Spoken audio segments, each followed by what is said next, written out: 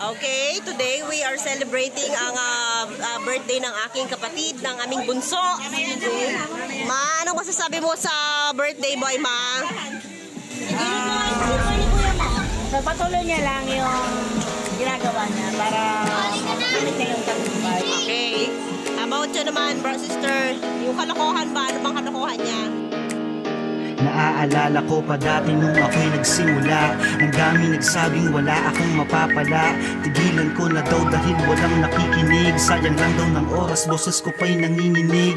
At dumating din sa puntong wala akong pamasahe. Walang bagong damit, kanino ba ako didiskarte? Tropa pahiram ng pera, kakanta ako sa fiesta. May konting TF doon, babalik ko sa'yo maya. Ako din yung taong walang hilig sa pag-aaral. Imbis na makinig, sumusulat ng tula. At pagkatapos ng eskwela, diretso ko sa bar, kakanta ng walang bayad. Salamat sa tulong, Mar, Kuya Ay. Teka muna sandali, madaling araw na pala. Mamamalengke pa ko ng panindang ulam ni ina. At pagdating sa bahay, may konting sermon si nanay. Dahil ang gusto niya ako ay magtapos sa eskwela, magkaroon ng diploma, trabahong opisina. Dahil di daw sapat ang kitaan sa pagkanta, aking naging tugon. Huwag po kayong mag-aalala, magtiwala lamang kayo, may pumalakpak ng isa. Alam ko po ding totoo lahat ng yung mga sinabi, na ang kasikatan ay lilipas din yan sa biyahe. Huwag kayong mag-alala, kaya kuyang pagsabayin ang pumasok sa eskwela, umawit, bumunga na rin. Sa wakas, nairaos na kapag tapos na din ang pag-aaral sa kolehiyo at kumikita na din ng libo sa pamamagitan ng pagsulat ng tula.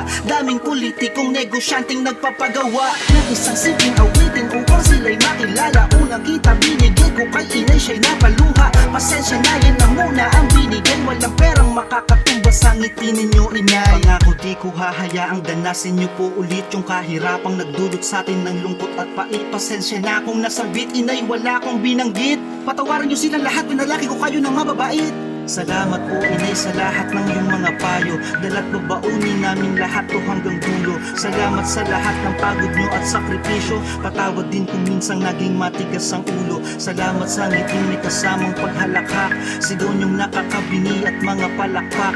Kayo ang dahilan kung bakit naabot ko to. Di man sikat pero magbibigay inspirasyon sa bago.